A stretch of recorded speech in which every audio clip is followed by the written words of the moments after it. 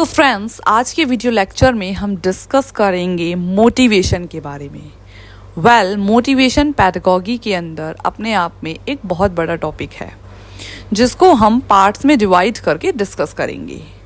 ठीक है। सो मोटिवेशन एक बहुत ही सिंपल सा वर्ड है जिसका मतलब होता है गोल डायरेक्टेड बिहेवियर करना।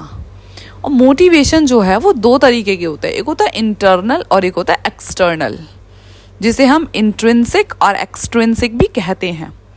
अब इन दोनों में ही सबसे पहले डिफरेंस जानते हैं। तो जो इंटरनल मोटिवेशन होता है उसका जो लोकस ऑफ कंट्रोल है वो विदिन होता है, यानी कि जब किसी इंसान में अंदर से इंस्पिरेशन आती है कुछ नया करने की, कुछ नया सीखने की, उसे कहते हैं इंटरनल मोटिवेशन। वहीं एक्सटर्नल मोटिवेशन का जो लोकस ऑफ कंट्रोल होता है वो एक्सटर्नल साइड में, यानी कि कोई दूसरा इंसान या कोई भी दूसरा सोर्स हो सकता है जो उसे बाहर की तरफ से प्रेरणा दे रहा है, उसे मोटिवेट कर रहा है, एनर्जाइज कर रहा है कुछ चीज़ करने के लिए।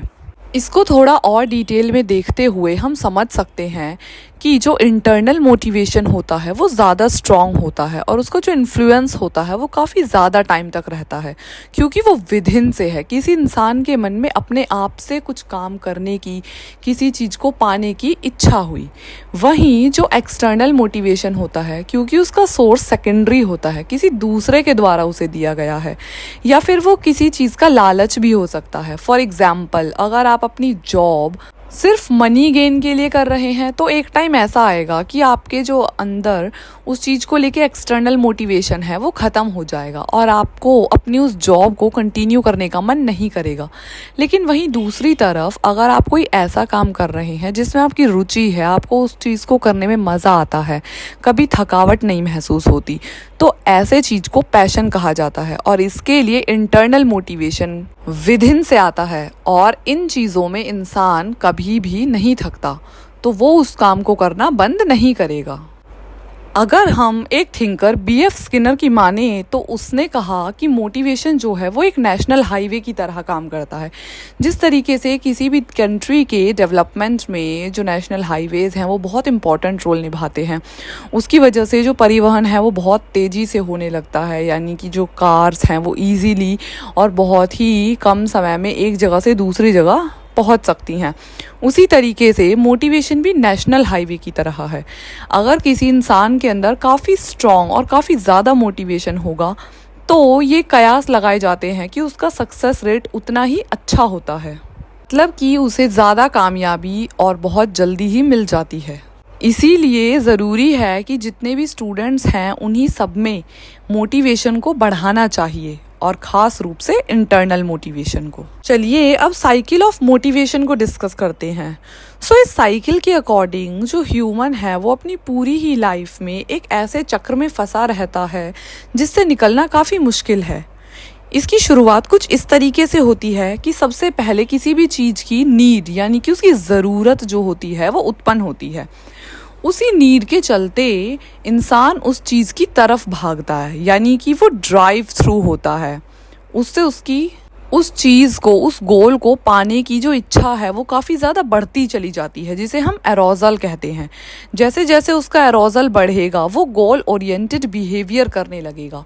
फॉर एग्जाम्पल, जैसे अगर किसी बच्चे के मन में अचानक से इच्छा उत्पन्न हुई कि बड़ा होकर वो पायलट बनेगा, तो सबसे पहले हम देखेंगे कि इस इच्छा ने एक नीड के रूप में उसके मन में जन्म लिया। उसके बाद वो उस डायरेक्शन में सोचने लगेगा, यानी कि वो ड्राइव थ्रू हो जाएगा।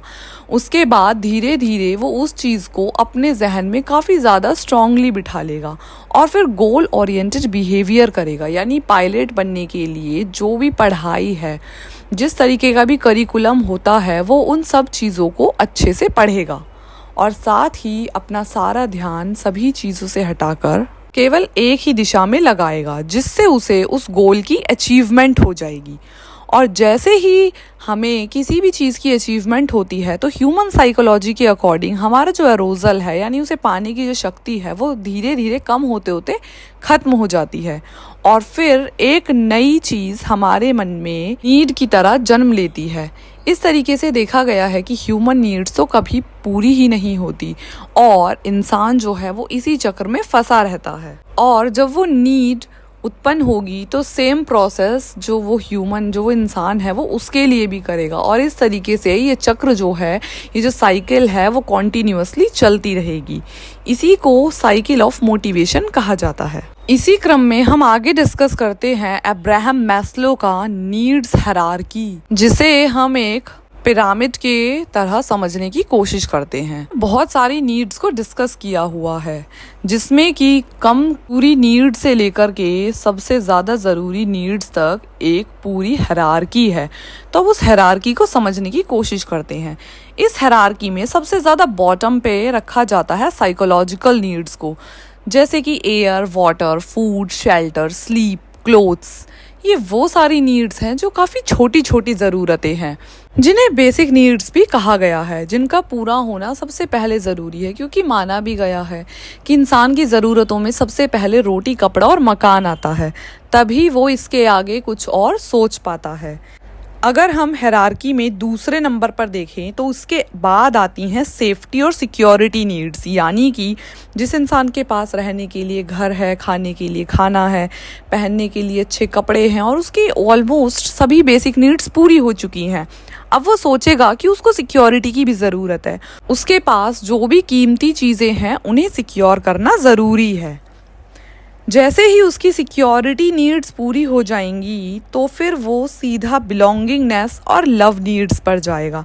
यानी अब उसे चाहिए कि उसकी जो लाइफ है उसमें फ्रेंड्स भी हों, उसका एक कोई पार्टनर हो, उसके सिबलिंग्स हों, एक प्यारी सी फैमिली हो जिन सभी के साथ वो प्यार मोहब्बत से रह सके। इसी लव और बिलोंगिंगनेस की नीड को हम साइकोलॉजिकल नीड भी कहते हैं, क्योंकि अब इंसान के पास अपनी बेसिक नीड्स पूरी हो चुकी हैं, साथ ही वो उनको सिक्योरली रख पा रहा है, तो अब उसे अपनी साइकोलॉजिकल नीड्स को पूरा करना होता है, जिसमें वो प्यार ढूंढता है। उसके बाद हम देखते हैं कि हायरार्की में 4th नंबर पे आती हैं एस्टीम नीड्स, यानी कि जब उसकी ये तीनों नीड्स पूरी हो चुकी हैं, अब वो चाहता है कि समाज में उसकी इज्जत हो, उसका रुतबा हो, वो एक अच्छी ज़िंदगी जी सके जिसमें सभी लोग उसको रिस्पेक्ट करें। इसके बाद 5th नंबर पे आती है कॉग्निटिव नीड्स, यानी कि अब इंसान एक ऐसी डायरेक्शन में मूव ऑन करता है जिसमें उसे जिज्ञासा होती है ज़्यादा से ज़्यादा जानने की, बहुत अच्छी शिक्षा लेने की, और साथ ही वो चाहता है कि वो रिसर्च जैसे कामों में जाए। इसके बाद नेक्स्ट इन द रॉ हम देखते हैं एस्थेटिक नीड्स। एस्थेटिक नीड्स का मतलब है प्रकृति से प्यार, या फिर इस संसार में जितनी भी खूबसूरती है, इस नीड को पूरा करने के लिए ज़्यादातर लोग जो हैं कोशिश करते हैं कि जितना ज़्यादा हो सके नेचर के पास जाया जाए, उसे फील किया जाए। और सबसे लास्ट में आती है सेल्फ एक्चुअलाइजेशन की नीड, यानी कि इस नीड के फुलफिल होते ही इंसान तृप्त हो जाता है, उसे ब्रह्म का ज्ञान हो जाता है। वही इन प्रश्नों की खोज में निकल जाता है कि आखिर मेरा क्या अस्तित्व है, आखिर ये जो धरती है ये क्यों बनी है। तो जब इंसान आध्यात्म की ओर चला जाता है, उसे ही हम कहते हैं सेल्फ एक्चुअलाइजेशन वाली नीड का फुलफिल होना। क्योंकि इस पूरी ही हायरार्की को अब्राहम मैस्लो ने काफ़ी ही आसान भाषा में समझाया था, इसीलिए इसे हम अब्राहम मैस्लो की नीड्स हायरार्की थ्योरी कहते हैं। If we move forward in the direction, then हमें पता चलेगा कि मोटिवेशन जो होता है वो 3 चीज़ों से ड्राइव होता है। एक होता है परफॉर्मेंस ओरिएंटेड मोटिवेशन, एक होता है फेलियर अवॉइडेंस मोटिवेशन, और एक होता है मास्टरी मोटिवेशन। तो जो परफॉर्मेंस ओरिएंटेड मोटिवेशन होता है उसके अंदर हमें देखने को मिलता है कि कोई इंसान किसी काम को करके सबको शो ऑफ करना चाहता है कि हाँ वो बहुत अच्छा परफॉर्म कर सकता है। फॉर एग्जाम्पल, किसी बच्चे ने दिखावा करने के लिए एक बहुत अच्छी पेंटिंग बनाई, जबकि वो उस पेंटिंग को बनाना नहीं चाहता था, ना ही उसे उतनी अच्छी पेंटिंग बनाने का शौक है। तो इसे हम कहेंगे परफॉर्मेंस ओरिएंटेड मोटिवेशन, क्योंकि परफॉर्मेंस से ड्राइव है। एक होता है फेलियर अवॉइडेंस मोटिवेशन। कई बार कुछ बच्चे फेल होने के डर से अच्छे से पढ़ाई करके केवल उतने मार्क्स ले आते हैं कि वो पास हो जाएं, लेकिन उन्हें पढ़ाई में कुछ इंटरेस्ट नहीं होता, ना ही वो उस फील्ड में आगे चलकर कुछ करना चाहते हैं। वो सिर्फ उस फेलियर को अवॉइड करना चाहते हैं, यानी कि किसी के डर की वजह से ऐसा करते हैं। मान लो किसी के पेरेंट्स बहुत स्ट्रिक्ट हैं और वो अपने बच्चे को डांटते हैं कि अगर आप इस क्लास में फेल हो गए तो आपको बहुत ज़्यादा पनिशमेंट मिलेगी, और उस डर की वजह से, उस फेलियर को अवॉइड करने के लिए बच्चे ने केवल इतनी पढ़ाई की कि वो जस्ट पासिंग मार्क्स ले आए, तो इसे कहते हैं फेलियर अवॉइडेंस मोटिवेशन। लास्ट में आता है मास्टरी मोटिवेशन। ये सबसे अच्छा माना जाता है क्योंकि इसमें कोई भी इंसान किसी चीज़ में मास्टरी करने के लिए उस काम को करता है, यानी कि जब उसके विदिन से वो इच्छा उत्पन्न होती है कि मुझे क्रिकेट खेलना है और मुझे क्रिकेट खेलना क्योंकि बहुत पसंद है, तो उसको मैं इतना मन से सीखूंगा कि मैं अपना बेस्ट दे सकूं। इसे हम कहते हैं मास्टरी ओरिएंटेड मोटिवेशन। तीनों ही टाइप्स में मास्टरी ओरिएंटेड मोटिवेशन को सबसे अच्छा माना गया है। ये अब हम कुछ अप्रोचेस और स्कूल्स ऑफ मोटिवेशन को देखते हैं। इसमें सबसे पहले आता है साइको एनालिटिकल अप्रोच, जो कि सिग्मा फ्रॉइड ने दी है।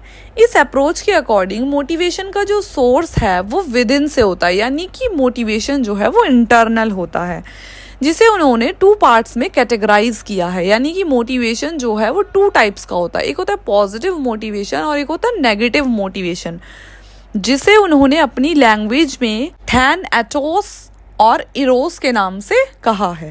थैनएटोस जो है वो एक नेगेटिव मोटिवेशन है, एक नेगेटिव इमोशन है, जिसमें उस ह्यूमन के अंदर नेगेटिव इंस्टिंक्ट, डेथ इंस्टिंक्ट्स आएंगे। फॉर एग्जाम्पल, अगर किसी के मन में मरने की इच्छा उत्पन्न हुई, वो सुसाइड करना चाहता है, वो किसी भी रीज़न की वजह से अपनी लाइफ में बहुत ज़्यादा दुखी है और अब उसके मन में इच्छा है कि वो अपनी जो लाइफ है उसे एंड कर दे, तो इसे कहते हैं थैनएटोस। इसके अंदर हम देखते हैं कि बहुत ही नेगेटिव इमोशंस इंसान के अंदर उत्पन्न होने शुरू हो जाते हैं, जैसे कि फ्रस्ट्रेशन, एंगर, एंजाइटी, डिप्रेशन। ये सभी नेगेटिव इमोशंस जब उस इंसान को घेर लेते हैं तो उसके अंदर नेगेटिव मोटिवेशन जो है वो जनरेट होना स्टार्ट हो जाता है। दूसरी तरफ हम देखते हैं इरोस, यानी कि जिसे हम पॉजिटिव मोटिवेशन कहते हैं, जो लाइफ इंस्टिंक्ट्स को देता है, जिससे इंसान के मन में जीने की इच्छा उत्पन्न होती है। मान लो उसकी लाइफ में उसको कोई बहुत अच्छी अचीवमेंट की उपलब्धि हो गई हो, जिसे उसने सोचा भी नहीं था कि उसे इतनी अच्छी अचीवमेंट्स मिल सकती हैं, तो अब उसके मन में जो है वो पॉजिटिव थॉट्स आएंगे, जीने की इच्छा उत्पन्न होगी, वो एक बहुत ही अच्छा एटमॉस्फेयर जो है अपने आसपास में फील करेगा, पॉजिटिव वाइब्स से वो घिरा रहेगा। नेक्स्ट हम देखते हैं बिहेवियरिस्टिक अप्रोच। इस अप्रोच के अकॉर्डिंग हम देखते हैं कि जो मोटिवेशन है वो एक्सटर्नल होता है, यानी वो किसी बिहेवियर से जुड़ा हुआ होता है। फॉर एग्जाम्पल, मुझे एक बहुत अच्छी नौकरी करनी है क्योंकि मुझे एक बहुत अच्छी सैलरी मिलेगी, तो इसका जो सोर्स ऑफ मोटिवेशन है वो एक्सटर्नल है, यानी कि मुझे उस चीज़ को लेकर लालच है मन में। दूसरा हम देखते हैं कि कुछ बच्चे केवल इसलिए अच्छी पढ़ाई करना चाहते हैं ताकि उन्हें शाबाशी मिले, रिवार्ड्स मिले, लोग उनकी तारीफ करें। तो इस तरीके के सभी मोटिवेशंस में हम देखते हैं कि जो सोर्स है वो एक्सटर्नल है। इंसान अपने खुद के लिए कुछ नहीं करना चाहता है, लेकिन सिर्फ इसलिए करता है कि दूसरा उसको तारीफ करे, या फिर उसको सैलरी मिले, या फिर उसे कुछ ऐसी चीज़ मिले जो लालच से जुड़ी हुई है। उसके बाद हम नेक्स्ट देखते हैं ह्यूमनिस्टिक अप्रोच, जो कि अब्राहम मैस्लो ने ही दी है, क्योंकि अब्राहम मैस्लो ने अपनी नीड्स हायरार्की थ्योरी में भी इसी चीज़ को दर्शाया था कि जो सबसे हाईएस्ट नीड है किसी भी ह्यूमन की, वो सेल्फ एक्चुअलाइजेशन है। तो इससे हमें पता चलता है कि अब्राहम मैस्लो का मानना है कि जो मोटिवेशन है वो विदिन से होता है, जहाँ पर इंसान को सेल्फ फुलफिलमेंट हो जाता है, उसके बाद उसके अंदर बहुत हाई मोटिवेशन होता है, और साथ ही इस वर्ल्ड में जितनी भी इच्छाएं हैं वो उसके अंदर से खत्म हो जाती हैं। नेक्स्ट हम देखते हैं कॉग्निटिव अप्रोच को।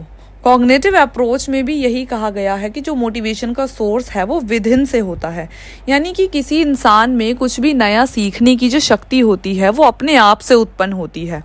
किसी को अगर गिटार बजाना पसंद है तो वो उस गिटार की प्रैक्टिस सिर्फ इसलिए कर रहा है क्योंकि वो चीज़ उसे खुशी दे रही है। किसी इंसान को अगर स्पोर्ट्स में फॉर एग्जांपल फुटबॉल खेलना पसंद है तो वो उसकी इच्छा है, उसको वो चीज़ पसंद है, वो इसलिए नहीं कर रहा है कि कोई दूसरा इंसान उससे कह रहा है ऐसा करने के लिए। कॉग्निटिव अप्रोच भी कहीं ना कहीं इंटरनल मोटिवेशन पर ही जोर डालती है। मोटिवेशन जो है चाहे वो इंटरनल हो या एक्सटर्नल हो, दोनों ही ज़रूरी हैं, क्योंकि मोटिवेशन कहीं ना कहीं किसी इंसान के बिहेवियर को कंट्रोल करती है। फॉर एग्ज़ाम्पल, अगर हम देखते हैं कि एक बच्चा पढ़ाई में बहुत अच्छा कर रहा है, चाहे उसके अंदर मोटिवेशन विद इन से है कि वो उस पढ़ाई को एंजॉय करता है, उन सभी चीज़ों को करने में उसे मज़ा आता है, या चाहे वो रिवॉर्ड पाने के लिए या अपने पेरेंट्स और टीचर की तारीफ़ पाने के लिए पढ़ाई कर रहा है, लेकिन उसका होल सोल गोल क्या है कि वो अपनी लाइफ में कुछ अच्छा कर रहा है, एक गोल ओरिएंटेड बिहेवियर कर रहा है जो उसके अच्छे भविष्य के लिए ज़रूरी है। तो इसीलिए माना जाता है कि मोटिवेशन जो है हमारे बिहेवियर को कंट्रोल करता है। साथ ही हम देखते हैं कि हमारे अंदर जो भी इंटरेस्ट है, कुछ भी नई चीज़ों को लेकर क्यूरियोसिटी है, उसे भी जनरेट करता है। मोटिवेशन कई बार इंसान की पर्सनैलिटी को बहुत ही अच्छे रूप में निखारता है और किसी भी इंसान को गोल ओरिएंटेड बनाता है, जो कि उसके एक बेहतर भविष्य के लिए बहुत अच्छा है। तो चलिए आज की वीडियो को कंक्लूड करते हैं कुछ आइडियाज़ के साथ, जिनके थ्रू हम किसी भी बच्चे को एक पॉजिटिव डायरेक्शन में मोटिवेट कर सकते हैं। तो आपके आसपास जितने भी स्टूडेंट्स हैं, आपको कोशिश करनी चाहिए कि उन्हें हमेशा प्रेज़ करें। अगर वो कुछ अच्छा काम करते हैं तो उन चीज़ों के लिए उन्हें शाबाशी दें और साथ ही उन्हें मोटिवेट करें कि वो उसी डायरेक्शन में और आगे बढ़ते रहें।